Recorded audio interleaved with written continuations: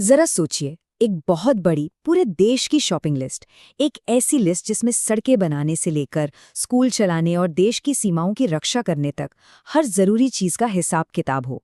चलिए इसी में थोड़ा और गहरे उतरते हैं। देखिए, ये कोई मामूली लिस्ट नहीं है, ये सरकार के सबसे जरूरी दस्तावेजों में से एक है। और आज हम इसी जटिल दस्तावेज को समझने की कोशिश करेंगे, जिसे कहते हैं अनुदानों की मांगें या डिमांड्स फॉर ग्रांट्स। ये जो नंबर स्क्रीन पर है ना, 8,35,715 करोड़ रुपए, ये सिर्फ एक मंत्रालय यानी रक्षा मंत्रालय का साल 2026-27 के लिए अनुमानित खर्च है। ये रकम इतनी बड़ी है कि इससे हमें इस पूरी प्रक्रिया के माशताब का अंदाजा लगता है, और ये हमें एक बहुत ही अहम सवाल की तरफ ले जाता है। आखिरकार सरकार को इतना भारी भरकम खर्च करने का अधिकार कौन देता है और कैसे? इसका जवाब एक बहुत ही व्यवस्थित और संवैधानिक प्रक्रिया में छिपा है, जिसे आज हम परत दर परत खोलेंगे। तो चलिए देखते हैं कि आज हम क्या-क्या समझेंगे। हम बात करेंगे कि ये मांगे आखिर हैं क्या, ये पूरी प्रक्रिया क्यों बनाई गई है, इन खर्चों को कैसे बांटा जाता है, ये बड़े-बड़े नंबर हमें क्या बताते हैं, और आखिर में ये मांगे खर्च करने के कानूनी अधिकार में कैसे बदल जाती हैं। तो सबसे पहला सवाल, ये अनुदानों की मांगे हैं क्या? अगर सीधे शब्दों में कहें तो ये वो ऑफिशियल तरीका है जिससे हर मंत्रालय और विभाग आने वाले वित्तीय वर्ष के लिए अपने अनुमानित खर्चों की एक डिटेल्ड लिस्ट संसद के सामने रखता है। मतलब ये एक तरह से सरकार का सालाना बिल है। अब देखिए, इसकी सबसे दिलचस्प बात इसकी औपचारिकता है। ये सरकार के मुख्य खजाने, जिसे भारत की समेकित निधि या कंसोलिडेटेड फंड ऑफ इंडिया कहते हैं, से पैसा निकालने का पहला कदम है। और हर मंत्रालय अपनी जरूरतों को एक अलग मांग के तौर पर पेश करता है। लेकिन ये सिर्फ एक कागजी कार्यवाही नहीं है, यह प्रक्रिया हमारे लोकतंत्र की जड़ों से जुड़ी है और सीधे संविधान से आती है। चलिए आगे बढ़कर देखते हैं कि यह कैसे काम करता है। और यहाँ संविधान का अनुच्छेद 113 सब कुछ साफ कर देता है। ये कहता है कि सरकार जनता का पैसा तब तक खर्च नहीं कर सकती जब तक कि जनता के चुने हुए प्रतिनिधि यानी लोकसभा के सदस्य इसे मंजूरी ना दे दें। मतलब साफ है कि खर्च करने की असली ताकत संसद के हाथों में है, जिससे सरकार की जवाबदेही तय होती है। अच्छा, अब इन मांगों को ठीक से समझने के लिए दो शब्दों को जानना बहुत जरूरी है, मतदेय या वोटेड और भारित या चार्ज्ड। सरकार का हर एक रुपया जो खर्च होता है वो इन दो में से किसी एक कैटेगरी में आता है। मतदेय खर्च को ऐसे समझिए जैसे नए फंड के लिए एक रिक्वेस्ट, जिस पर लोकसभा बहस कर सकती है, सवाल पूछ सकती है और फिर वोटिंग करती है। वही भारित खर्च उन बिल्स की तरह हैं जिनका पेमेंट करना ही करना है, जैसे राष्ट्रपति की सैलरी या सरकारी कर्ज पर ब्याज। इन पर बहस तो हो सकती है, पर वोटिंग नहीं। ये फर्क बहुत जरूरी है, क्योंकि इससे पता चलता है कि जनता के प्रतिनिधियों का किन खर्चों पर सीधा कंट्रोल है। यहाँ देखिए, ये रक्षा मंत्रालय के दस्तावेज का एक असली उदाहरण है। गौर कीजिए कि कैसे भारित खर्च को अलग से और इटैलिक्स में दिखाया गया है।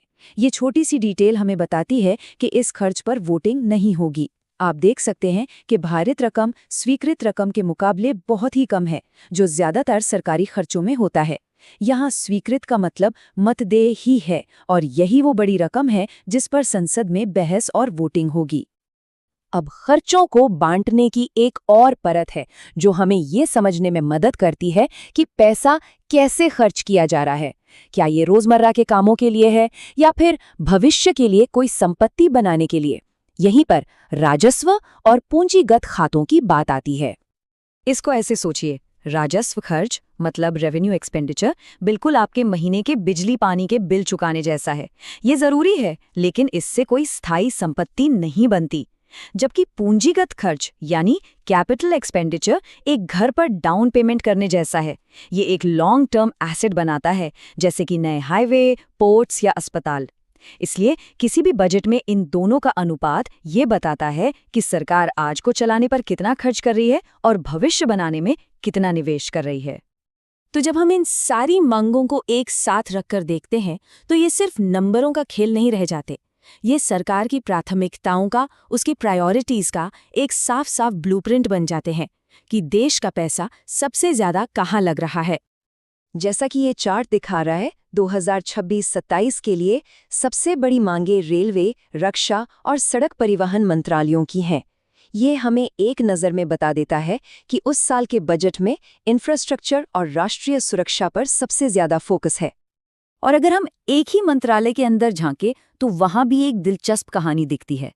रक्षा मंत्रालय की मांग को ही लीजिए, लगभग 45% हिस्सा जा रहा है राजस्व खर्च में, यानी सैलरी और मेंटेनेंस जैसी चीजों पर। वहीं 26% है कैपिटल खर्च के लिए, यानी नए हथियार और मॉडर्नाइजेशन पर। ये बंटवारा बहुत जरूरी है क्योंकि ये बताता है कि रोज के काम चलाने में कितना पैसा जा रहा है और भविष्य की क्षमताएं बनाने में कितना। हमने मतदेय खर्चों की तो बात कर ली, लेकिन उस अनिवार्य भारित खर्च का क्या, जिसे सरकार चुकाने से मना नहीं कर सकती और जो पूरे बजट पर एक बड़ा असर डालता है?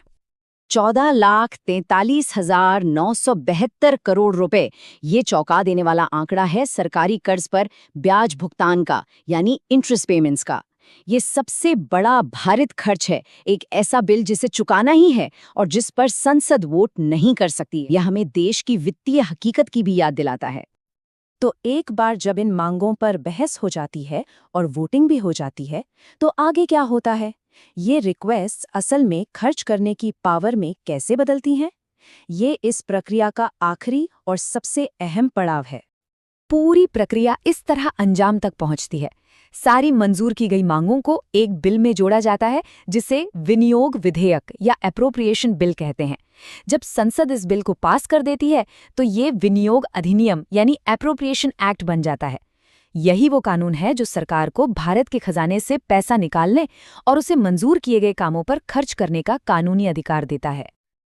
तो अगली बार जब बजट की घोषणा हो तो याद रखिएगा कि इन बड़े बड़े नंबरों के पीछे अनुदानों की मांगों की एक बहुत ही डिटेल्ड और ज़रूरी प्रक्रिया है। ये सिर्फ एक फाइनेंशियल एक्सरसाइज नहीं है, बल्कि ये वो सिस्टम है जो पक्का करता है कि जनता का पैसा जनता के प्रतिनिधियों की सहमति से ही खर्च हो। ये जानकारी हमें एक नागरिक के तौर पर और भी जागरूक बनाती है। अब जब हम इस प्रक्रिया को बेहतर समझते हैं तो सोचने वाली बात यह है कि अगर फैसला हमारे हाथ में होता तो देश की इस शॉपिंग लिस्ट में सबसे ऊपर क्या होता।